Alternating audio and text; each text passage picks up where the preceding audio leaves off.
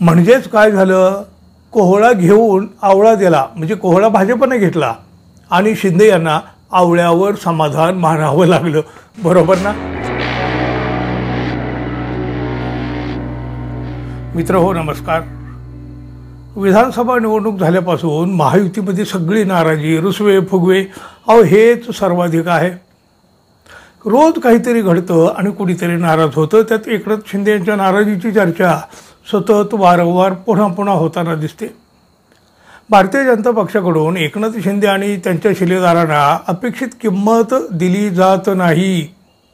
बघा, हे अनेक घटनांवरून समोर आलेलं आहे.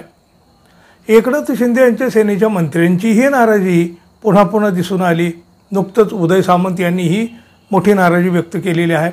बघा, आता हे सगळं सुरू असताना आपत्ती व्यवस्थापन समितीची घोषणा झाली. या समितीतील यादी पाहिल्यावर एकनाथ शिंदे आणि त्यांच्या सेनेला नक्कीच मोठा धक्का बसला असणार. कारण आधीपासूनच दुय्यम वागणूक मिळत असताना या समितीतून एकनाथ शिंदे यांना वगळले गेले, ज्याला डच्चू दिला म्हणतात ते. त्यांच्या जागी पुन्हा कोणाला घेतलं? अजित पवार यांना त्यांच्या जागी स्थान मिळालं. राजकीय वर्तुळामध्ये या घटनेची मोठी चर्चा झाली. एकनाथ शिंदे यांचं खच्चीकरण करण्याचं काम भाजपा करीत आहे असे आरोप तर झालेच, पण भाजपच्या मनात एकनाथ शिंदे यांच्याबाबत किती स्थान आहे, किती त्यांच्यासाठी किंमत आहे, याचीही जाणीव यामुळं पुन्हा एकदा झाली.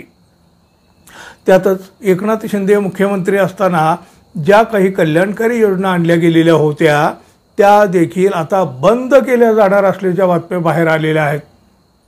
आता मात्र एकनाथ शिंदे यांच्यासाठी नियमामध्ये बदल करण्याचा निर्णय घेण्यात आलेला आहे. त्यामुळं एकनाथ शिंदे यांना आपत्ती व्यवस्थापन प्राधिकरण समितीत परत येण्याचा मार्ग खुला झाला आहे.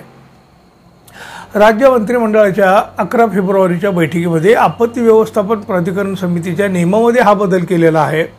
आता बघा, त्यानुसार या समितीचे अध्यक्ष हे मुख्यमंत्री असणार आहेत, तर दोन्ही उपमुख्यमंत्री हे या समितीचे उपाध्यक्ष असणार आहेत. आपत्ती व्यवस्थापन समितीचे अध्यक्ष हे मुख्यमंत्री, मदत व पुनर्वसन, आपत्ती व्यवस्थापन आणि आरोग्य या 4 विभागाचे मंत्री या समितीमध्ये असतील अशी तरतूद 2019 मधल्या कायद्यात होते. मात्र आता त्यात बदल करण्यात आला.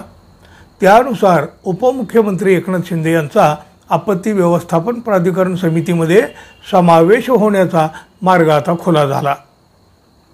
आता या समितीचे अध्यक्ष हे मुख्यमंत्री असतील, तर उपाध्यक्ष म्हणून उपमुख्यमंत्री असतील. बघा, आधी मुख्यमंत्रीपद मागितलं होतं एकनाथ शिंदे यांनी, नाही मिळालं.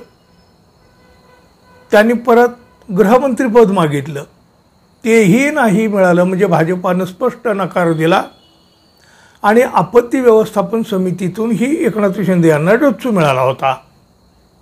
एकंदर नाराजी पाहून नियम बदलून शिंदे यांना या समितीमध्ये घेण्याची तयारी झाली खरी, पण बघा, आपल्याकडे एक म्हण खूप प्रचलित आहे, आवळा देऊन कोहळा घेणं. म्हणजे किरकोळ काहीतरी देऊन त्या बदल्यात मोठं काहीतरी पदरात पाडून घेणं. आता इथंही असंच काही झालं आहे. एकनाथ शिंदे यांच्या अनेक मागण्या किंबहुना त्यांच्या सगळ्याच मागण्या भाजपनं आजवर फेटाळल्या आहेत, नाकारल्या आहेत. त्यांच्या नाराजीची, रुसव्या फुगव्याची कसलीही दखल भाजपानं घेतली नाही. आता मात्र एका समितीचं गाजर तेवढं देण्यात आलं. मुख्यमंत्री, गृहमंत्री या पदापेक्षा तर हे समितीचं पद मोठं नाही ना हो.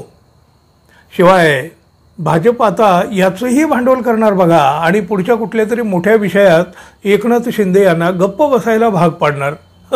म्हणजेच काय झालं, कोहळा घेऊन आवळा दिला, म्हणजे कोहळा भाजपने घेतला आणि शिंदे यांना आवळ्यावर समाधान मानावं लागलं.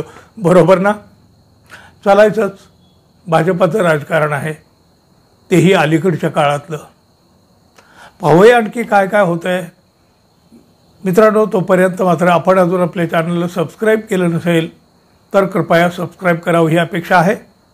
धन्यवाद. पुन्हा भेटू. तोपर्यंत नमस्कार.